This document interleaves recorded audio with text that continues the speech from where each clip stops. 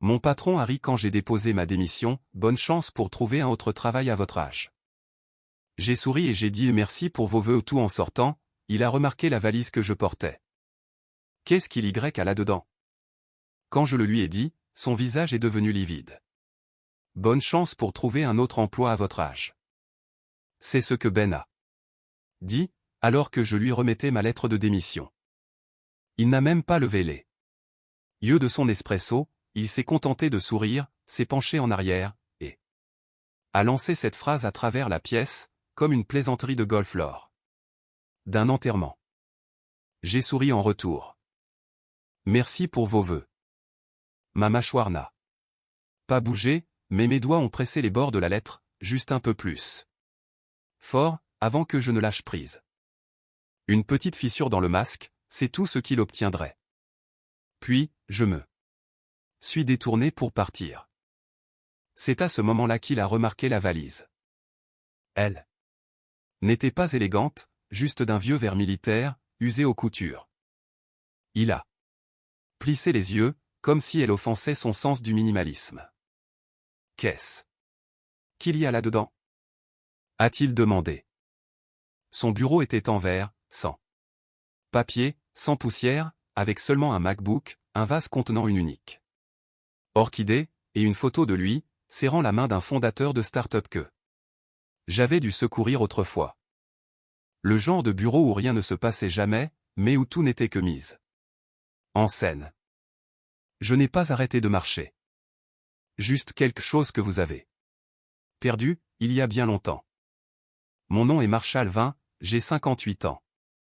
J'étais directeur de l'intelligence stratégique chez Corvenic. Le genre de titre qui semble impressionnant, jusqu'à ce que l'on comprenne que cela signifie nettoyer. En silence, les erreurs des dirigeants. J'avais servi l'entreprise pendant 21 ans. J'avais bâti des partenariats discrets avec des gouvernements dont personne ne parle. J'ai géré des crises avant même qu'elles ne portent un nom. J'ai négocié des accords avec des hommes qui ne serrent pas la main, ils font un signe de tête, une seule fois, et disparaissent. Mais tout cela était invisible pour quelqu'un comme Ben Landry. Un jeune soutenu par des fonds de capital risque, obsédé par la vitesse plutôt que par la structure. Il m'appelait l'actif historique. Une fois, en salle de conseil, il a parlé de moi comme si j'étais un vieux tableau poussiéreux, rescapé d'une guerre dont personne ne se souvient. En atteignant le 9e étage, une collaboratrice junior est sortie du couloir. Elle m'a vu, a marqué une pause, puis a plongé son visage dans son téléphone. Avant de faire demi-tour. Je ne lui en voulais pas, alors j'ai donné ma démission à Ben. En personne, sans drame, juste une signature sur papier et une valise. Je n'ai pas pris l'ascenseur, il y avait trop de regards. Au lieu de cela, j'ai descendu l'escalier de service, chaque pas résonnant comme un métronome lent. J'ai passé étage après étage, croisant des gens que j'avais l'habitude de protéger contre eux-mêmes. Je n'ai dit au revoir à personne. Le loquet a cliqueté 2 fois quand je l'ai fermé. Le côté gauche est resté coincé pendant une demi-seconde. Le tissu, à cet endroit, présentait une déchirure que je n'avais jamais réparée. J'ai passé mes doigts le long de la cordelette que j'avais nouée, il y a des années, pour servir de poignée. Une habitude. Mes pas ressemblaient à des signes de ponctuation, un silence final, précis. Au moment où j'ai atteint le hall d'entrée, j'avais déjà oublié le nom du vigile. Il m'apportait du café. Autrefois, quand je travaillais tard. Il a peine levé les yeux. C'est très bien. Ainsi. Je n'étais pas là pour qu'on se souvienne de moi. J'ai dit un jour à Ben, lors d'un bilan trimestriel, il y a une différence entre diriger et suivre une tendance. Il a ri, qualifiant cela de « sagesse de boomer ». Cette phrase était gravée sur une plaque, dans le mess de ma première unité. Dehors, sur le parking, le soleil était cruel. Pas brûlant, juste assez clair pour donner à tout un aspect clinique. J'ai déverrouillé le camion, un vieux F-150 avec un tableau de bord fissuré. Un compartiment sous le siège, qui contenait plus de vérité que la plupart des communiqués de presse. La valise a cliqué en se fermant contre le tapis de sol. Passager. Je ne l'ai plus regardé, je suis resté assis là un moment. Le moteur éteint, avant de passer la première, j'ai ouvert la boîte à gants. À l'intérieur, se trouvait une carte pliée, plastifiée. Aucun mot, juste un tampon rouge décoloré. Je l'ai touché une fois, puis j'ai refermé la boîte, en fixant la tour de verre que j'avais aidé à construire, sachant qu'elle finirait par se fissurer de l'intérieur. C'est toujours ce qui arrive. Il y avait un autocollant à l'intérieur de mon pare-brise, fané, presque décollé. Un aigle rouge tenant une lance. Plus personne ne pose de questions à ce sujet. C'est une bonne chose. Laissez-les oublier. Laissez Ben penser que ce n'était que le sac d'un vieil homme, rempli de regrets. Il découvrirait bien assez tôt ce qu'il transportait réellement. En m'engageant sur la route principale, j'ai jeté un dernier coup d'œil dans le rétroviseur. Ben se tenait près de la fenêtre, la bouche légèrement entr'ouverte, une main sur la hanche, l'autre tenant toujours ma lettre de démission comme si elle était radioactive. Il paraissait plus petit maintenant, comme si la tour derrière lui ne voulait plus être vu en sa compagnie. Cette valise ne contenait pas de colère. Elle contenait des preuves. Et je n'avais pas fini de les livrer. On dit que les héritages s'écrivent par de grands gestes. Le mien s'est construit dans le silence, clause par clause, et poignée de main après poignée de main. Il y a 3 mois, j'étais dans ce même bureau dès 6h40 du matin. Comme toujours, le bâtiment sentait le tonneur d'imprimante et le nettoyant pour vitres. Personne d'autre n'était encore à l'étage, et j'aimais que ce soit ainsi. À 7h15, j'avais déjà révisé 3 avenants à des contrats, modifié une clause fournisseur pour protéger les marges face à des tarifs volatiles, et placé un post-it, juste un point, sur la 4e page d'une proposition d'acquisition à haut risque. Pas besoin d'écrire quoi que ce soit, l'équipe juridique comprendrait. Je leur avais appris ce code moi-même. Mon nom n'était plus apparu sur la page d'accueil du site de l'entreprise depuis 2 ans. Mais si vous remontiez à la source de nos partenariats les plus stables, j'étais caché dans la ligne des copies conformes de chaque page de signature. Ben venait d'arriver, à l'époque jeune, beau parleur, tout juste auréolé d'un gros contrat dans la fintech. Je ne l'aimais pas, mais je l'ai formé. Lors de son premier mois, il a failli faire capoter une clause de rétention avec l'un de nos principaux prestataires logistique.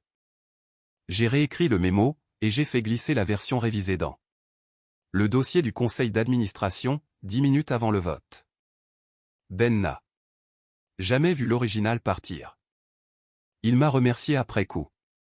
Vous avez une bonne maîtrise des anciennes méthodes, m'a-t-il dit. Je me suis contenté de hocher la tête. Plus tard, j'ai réalisé que ce n'était pas un compliment. Nous prenions un café ensemble une fois par semaine, à cette époque, c'était son idée. Transfert de connaissances, disait-il, en prenant toujours des notes sur son téléphone. Mais après un certain temps, il a cessé de venir. Son calendrier était trop chargé. J'ai commencé à voir davantage ces nouvelles recrues, des gens avec des titres comme architecte de marque. Des gens qui parlaient beaucoup, mais écoutaient rarement. Ils demandaient toujours « Quelle est votre vision ?» Comme si une marge bénéficiaire n'était pas une vision suffisante. Puis, il y avait Élise, 27 ans. Vive, observatrice, mais nerveuse. Elle gérait les flux d'approvisionnement. J'ai repéré une faille dans son contrat de fournisseur API. Cela nous a évité une perte à 6 chiffres. Je ne le lui ai pas dit, j'ai simplement réécrit le contrat, puis je lui ai montré la correction. Discrètement. Pas besoin de l'embarrasser. Après cela, elle a commencé à me Laissez des rapports avant même que je ne les demande. Toujours annoter. Toujours soigner. Je n'ai jamais dit merci à haute voix, mais elle savait. Les semaines ont passé, et l'atmosphère dans le bâtiment a changé. Les réunions que j'avais l'habitude de diriger étaient déplacées sans préavis. Mon calendrier a commencé à se remplir d'invitations que je n'étais pas censé voir, et dont j'étais discrètement désinvité quelques minutes avant qu'elles ne commencent. Puis est venu le renouvellement de la marque, nouvelles affiches. Nouvelles valeurs, des expressions comme « futuriste » et « alignement culturel ». Je ne figurais sur aucune photo de campagne. Un vendredi, un analyste junior est entré lors d'une revue trimestrielle et a dit « Oh, vous êtes encore dans cette équipe ?» J'ai levé les yeux. Plus. Pour longtemps, ai-je répondu. Je ne plaisantais pas, je n'avais simplement pas encore décidé des conditions. Le mardi suivant, je suis arrivé pour découvrir que le code de la porte de mon bureau clignotait en rouge. J'ai réessayé, même réponse. Élise est passée avec 2 cafés et a marqué une pause. Essayez le code. Administrateur, a-t-elle chuchoté. Je n'ai pas bougé. La plaque sur la porte indiquait désormais « Hub de stratégie créative ». Ma plaque nominative avait disparu. À l'intérieur, à travers la vitre, j'ai vu une longue table blanche. 3 ordinateurs ouverts et un tableau blanc intact, mais aucun dossier. Celui que je gardais toujours dans le tiroir de mon bureau. Pas un dossier épais, juste un dossier noir avec un autocollant de saut à la cire rouge pour le maintenir fermé. Rien d'officiel, juste une habitude. J'ai reculé, je suis passé devant la machine à espresso que Ben avait installée pour le moral des employés, devant l'écran affichant le cours de nos actions, et je suis descendu au sous-sol. J'ai ouvert une armoire de fourniture verrouillée. Mon armoire de secours, le même dossier noir était là, intact. Bien. J'ai sorti une carte plastifiée avec un numéro à 7 chiffres et je l'ai glissé dans mon portefeuille, derrière mon permis de conduire. Puis, je suis remonté, j'ai fait un signe de tête à Élise, et je suis sorti. Il pensait m'avoir effacé, mais il n'avait pas lu les petits caractères. Le jeudi, je ne pouvais même plus voir mon propre calendrier. Les réunions disparaissaient, les clients ne répondaient plus. Ben leur transmettait des mises à jour que je n'avais pas écrites. Élise a cessé de frapper à ma porte. Elle a aussi cessé d'envoyer des emails. Quand j'ai posé des questions sur le dernier dossier du conseil, elle a dit « Oh, je pensais que Ben vous l'avait dit », puis elle a souri, d'un sourire doux et entraîné. J'avais l'habitude de penser que l'invisibilité était un avantage tactique, mais pas quand on est encore assis à la table. Mon nom avait disparu de l'annuaire Slack. On a dit que c'était un bug. Elisa dit que c'était probablement une mise à jour du serveur. Ben s'est contenté de rire. Il avait pris ma chaise lors du briefing du vendredi, le même siège que j'utilisais depuis 8 ans. Il ne m'a pas regardé. Il a juste dit, soyons brefs. Aujourd'hui. Je suis resté les bras croisés, je n'ai pas prononcé un mot. Ils ont déplacé mon bureau. Ils ont dit que c'était plus proche des opérations. C'était en face de l'imprimante, sous un éclairage fluorescent, avec des boîtes en carton empilées comme de l'isolant. Je suis resté assis en silence pendant 1 heure avant que quelqu'un ne me remarque. Un analyste junior est passé. S'est arrêté, puis a demandé « Est-ce que vous avez changé de département ?» « Non », ai-je répondu. « Oh, cool. » Il n'a pas regardé en arrière. Ben m'a appelé tard le vendredi, d'une voix décontractée. « Salut, l'ami. Désolé. Pour le déménagement. Tu sais comment les opérations aiment jouer à Tetris avec l'espace. » Je n'ai pas répondu. Il a ajouté, il y a une réunion plénière du conseil lundi. Ça devrait être rapide. Nous présenterons la réorganisation. Élise s'occupera de ta présentation. On ne m'avait pas parlé de cette réunion. Oh, tu ne présentes pas. Nous finalisons juste la structure. Tu seras là, bien sûr. Nous te tiendrons au courant des prochaines étapes. J'ai raccroché. Puis, j'ai fixé l'imprimante. Jusqu'à ce qu'elle bourre. Cette nuit-là, j'ai conduit jusqu'au garde-meuble. Celui enregistré sous une fausse société à Newark. Le code fonctionnait. Toujours. J'ai ouvert le casier et j'ai sorti la valise de secours de l'étagère.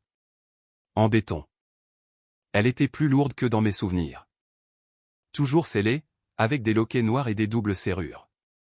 Je n'ai pas vérifié le contenu, je n'en avais pas besoin. Ce n'était pas encore le moment. Samedi, je suis retourné à la maison de plage, celle dont Élise ne savait pas que j'avais encore les clés. Il n'y avait personne. J'ai traversé la cuisine. Les comptoirs avaient été débarrassés, mais un tiroir contenait encore de vieilles factures cachées derrière les torchons. Mon nom était barré, c'était son écriture. Elle remplissait des formulaires de changement d'adresse depuis des mois.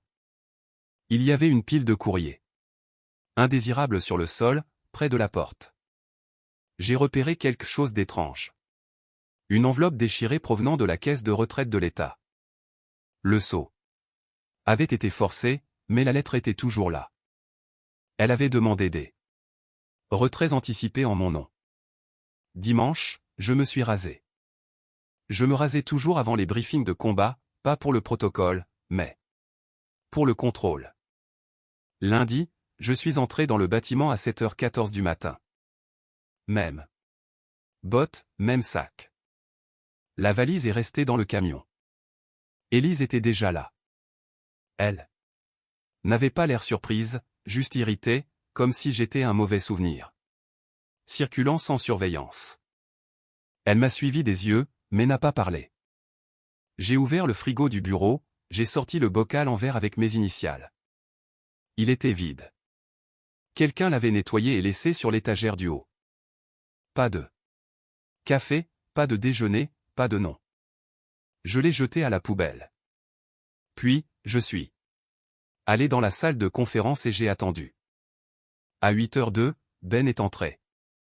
Souriant comme un présentateur météo annonçant de bonnes nouvelles. Il a sorti son téléphone. Restons légers, vous savez comment sont les membres du conseil. Il ne savait pas que j'avais lu tout le dossier de préparation. Il ne savait pas que j'avais la version originale de la présentation, celle qui ne supprimait pas la section des crédits. Il ne connaissait pas non plus la clause de la page 47 du contrat de conseil, la clause qui exigeait une signature unanime pour tout changement de titre de direction, si le partenaire avait conclu des transactions de plus de 10 millions l'année précédente. Il n'avait pas obtenu ma signature. Et la réunion du conseil de lundi visait à annoncer la nomination d'Élise au poste de directrice de la stratégie. Je n'ai pas dit un mot pendant la réunion, pas tout de suite.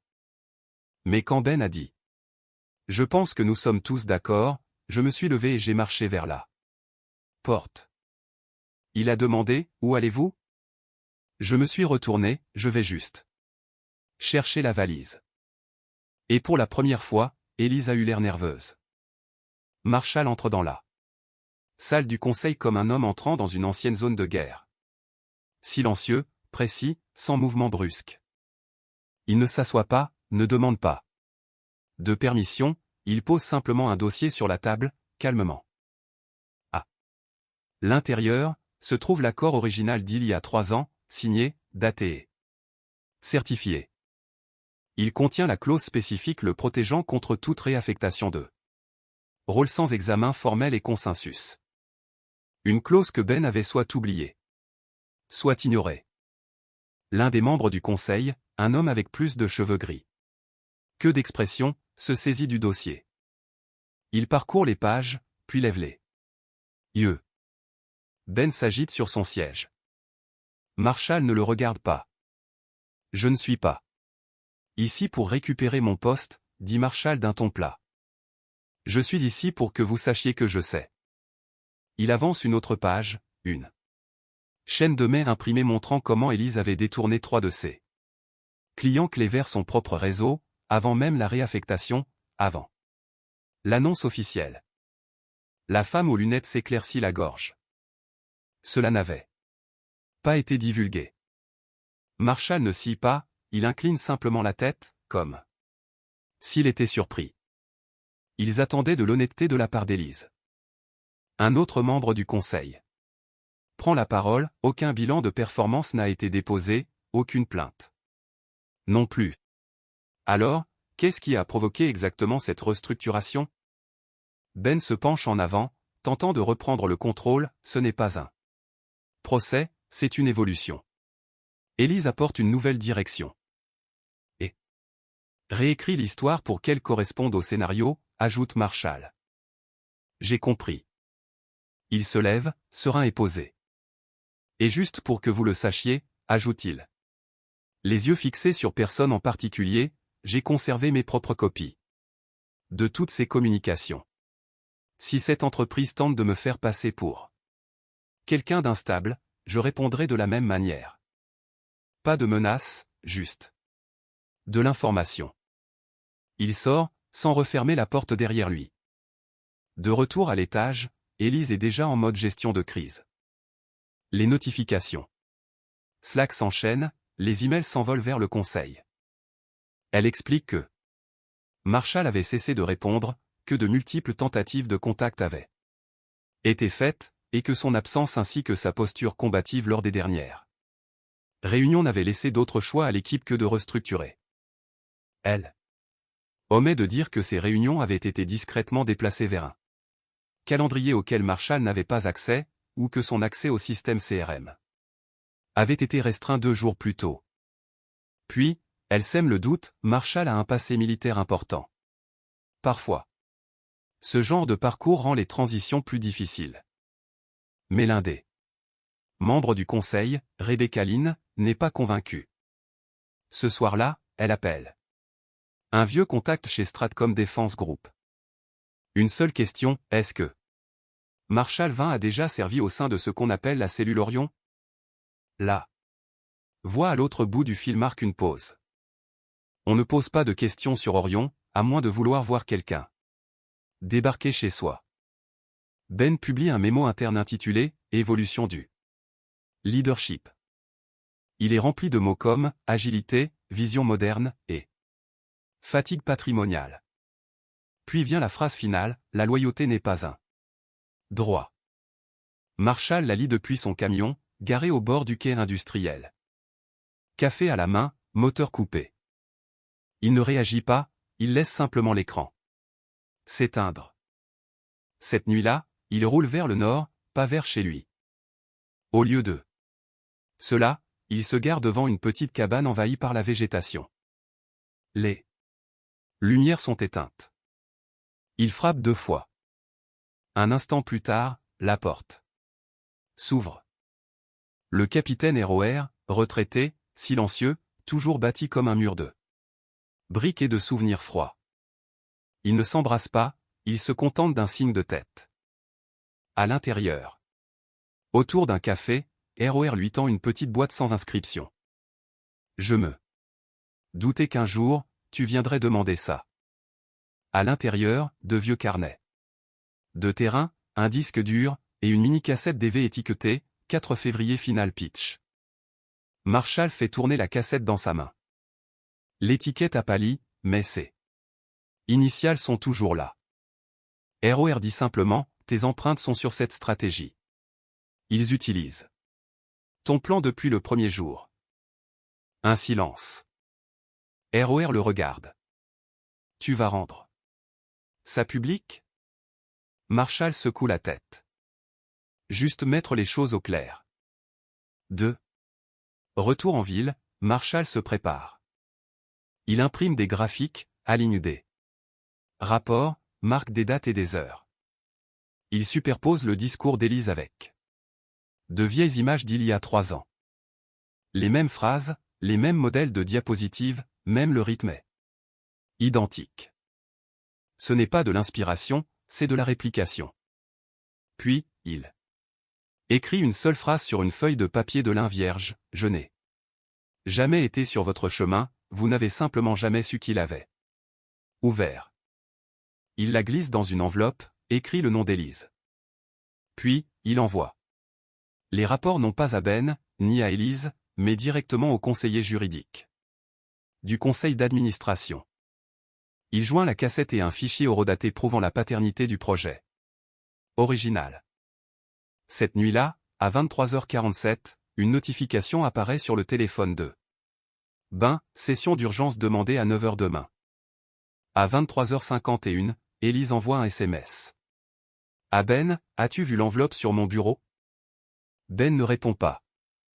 Il est déjà en train de se servir un verre et de relire les clauses que Marshall a laissées derrière lui. Le conseil s'est réuni le lendemain matin. Pas de caméra, pas de diffusion en direct, juste une salle de direction silencieuse et le bruit des chaises que l'on tire alors que Ben prenait place à la tête de la table. Mais le siège avait une plaque nominative, et ce n'était pas son nom. Un adjoint juridique s'est avancé avec un dossier. Sans introduction, il l'a placé devant Rebecca Lynn, la présidente du comité d'audit. À l'intérieur se trouvait le dossier de présentation que Marshall avait écrit. Avec les métadonnées intactes, les chaînes de mai, les journaux de bord horodatés, et les mémos vocaux non édités qu'Élise avait supprimés du cloud. Tous restaurés. À côté d'eux, la courte vidéo interne qu'il avait soumise des mois plus tôt, celle qu'Élise avait qualifiée de démodée, sauf qu'elle correspondait presque mot pour mot à la présentation en direct. Ben s'est penché en avant, parcourant les documents. Son visage ne tressaillait pas, mais ses doigts se crispaient sur le bord de la table. Rebecca s'est éclairci la gorge. Nous aimerions savoir pourquoi cela n'a pas été divulgué pendant la phase de transition. Ben est resté immobile. Puis, Élise a parlé. Trop vite, c'est une coïncidence. Ces idées ont été téléchargées dans les archives internes sous votre nom 2 mois plus tard, a coupé l'adjoint. Les métadonnées ont été vérifiées. Le silence retomba. Un autre membre du conseil, Patel, a feuilleté les diapositives imprimées. Pourquoi traiter un homme de démodé pour ensuite réutiliser sa vision sans le créditer et sans respecter les procédures? Pas de réponse. Nous avons reçu un avis du conseiller juridique de Marshall, a continué l'adjoint. Il ne cherche pas à entamer de poursuite. Il a proposé une résolution, une reconnaissance de paternité, le retrait des déclarations publiques d'Élise, et son détachement formel des opérations de l'entreprise à l'avenir. Ben a levé les yeux. Il veut revenir? Non, dit Rebecca. Il ne demande pas à revenir. Ben s'est adossé à son siège. Alors, que veut-il? L'adjoint a tourné la dernière page. Rien de plus que de la clarté. Le crédit pour ce qu'il a construit, et le silence sur le reste. À l'autre bout de la pièce, les épaules d'Élise se sont affaissées. Le conseil a voté sans plus de discussion. Élise a été priée de démissionner discrètement. Ben prendrait un congé sabbatique indéfini, ce qui n'est qu'un autre mot pour dire qu'il serait enterré vivant sous des communiqués de presse. Marshall recevrait 8% de participation dans la nouvelle filiale. Pas de titre, pas de bureau, mais c'est lui qui choisirait l'équipe. Le public y verrait un passage de témoin, une transition générationnelle. La vérité resterait enterrée, à moins que quelqu'un ne cherche à creuser davantage. Quand la réunion s'est terminée, Rebecca a trouvé une enveloppe dans son dossier, scellée à la cire noire. À l'intérieur se trouvait une lettre manuscrite de Marshall. Pas de signature, juste une phrase, j'aurais pu tout réduire en cendres. C'est pour cela que je ne l'ai pas fait. Au domicile d'Élise, un coursier a livré une petite boîte. Cela ne venait pas du conseil, ni du service de presse. Elle l'a ouverte et s'est figée. À l'intérieur se trouvait une clé USB noire, sans marque, et une note de l'écriture de Marshall, au cas où vous oublieriez. Ce que vous avez vu dans le miroir. Elle a hésité, puis l'a branché. Ce n'était pas le dossier de présentation. C'était le fichier brut de la diffusion en direct, non édité, provenant d'une caméra secondaire orientée vers la porte du bureau. On pouvait la voir marquer une pause avant de prendre l'antenne, répétant sa phrase « Vous étiez le leader parfait pour une autre époque », puis marmonnant, à peine audible, « Espérons que le vieux ne verra pas ça ». Elle a retiré la clé, l'a jetée sur le bureau et a couvert son visage de ses mains. C'est alors qu'elle a remarqué le tiroir à côté d'elle, elle ne l'avait pas ouvert depuis des semaines. À l'intérieur se trouvait la cassette originale. Celle d'il y a des années, celle qu'elle disait avoir perdue. Elle n'avait jamais été perdue. Il l'avait remise là.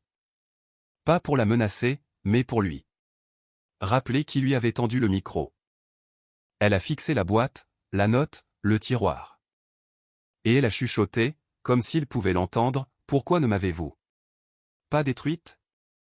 Mais la réponse était déjà écrite, il n'avait pas besoin de le faire. La bouilloire s'est éteinte juste au moment où le soleil perçait à travers les lattes de la fenêtre. Marshall ne s'est pas pressé. Il a versé l'eau lentement sur le marc de café dans la vieille cafetière à piston en métal, là même qu'il utilisait pendant son service. Cabossé, usé, fiable. La cabane était calme. Pas de bourdonnement de notification, pas de gros titres, juste le craquement du bois qui se dilate.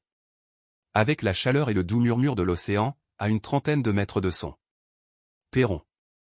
Il ne vivait pas dans le passé, mais certaines choses méritaient une place sur l'étagère. Au-dessus du petit établi, organisé avec une précision chirurgicale, se trouvait une unique photo encadrée. Pas une photo de personne, ni d'une entreprise, juste un tableau blanc avec un projet esquissé au marqueur rouge, daté d'il y a 3 ans, avec l'heure dans le coin et son écriture sur le titre. À côté, la valise, fermée, éraflée, la poignée usée, vide désormais. Il ne la gardait pas pour se souvenir de ce qu'il avait emporté. Il la gardait pour se souvenir qu'il n'avait rien laissé derrière lui. On a frappé à la porte vers 9 heures du matin. Pas un coup sec, pas un coup urgent. Il a ouvert la porte à un jeune homme en polo bleu marine, la vingtaine environ, nerveux mais poli. Monsieur Vin. Il a hoché la tête une fois. Je travaille avec Devon, la nouvelle responsable chez Monarch Lab. Nous installons un centre de prototype dans le Nord. Elle a mentionné que vous aviez aidé à concevoir la structure originale. Marshall n'a pas répondu, il a simplement attendu. Le jeune homme s'est gratté la nuque. Je voulais juste vous dire merci. Nous avons trouvé vos mémos, ceux de 2019. Honnêtement, ils sont encore en avance sur ce que nous faisons aujourd'hui. Toujours aucun mot de Marshall. Il s'est contenté d'offrir au jeune homme une tasse de café, servie en silence. Ils ont bu, sans plus de paroles. Le jeune homme est reparti quelques minutes plus tard, marchant vers sa voiture de location. Marshall ne l'a pas regardé partir. Il a simplement rincé les tasses et les a séchées avec le vieux chiffon de terrain qui pendait près de l'évier. Il est sorti juste avant midi. Le sable était chaud, le vent léger. Il a marché sans destination précise, juste pour se dégourdir les jambes en silence. Lorsqu'il a atteint la ligne de marée, il s'est arrêté. De sa poche, il a sorti une unique clé USB noire, sans inscription. Il l'a fixée un moment, sans nostalgie, sans regret, puis l'a jetée doucement dans les vagues. Les vagues s'en moquaient, et lui aussi. Cette nuit-là, il a fermé la cabane. Pas d'alarme, pas de système de sécurité. Il a simplement placé la clé dans le boîtier verrouillé, a tourné le loquet une fois, et s'est éloigné. Non pas parce qu'il partait définitivement, mais parce que plus rien n'avait besoin d'être gardé. Ni le passé, ni la vérité, ni même son nom. Une seule note restait sur la table, à l'intérieur, écrite de sa propre main. Pas de signature. Juste une phrase, ils ont pris le micro, j'ai gardé la voix. La vengeance d'un gentleman n'est pas bruyante, mais elle est toujours personnelle. Si vous avez senti que c'était personnel, faites-en une affaire personnelle. Abonnez-vous maintenant et ne manquez pas l'histoire de demain.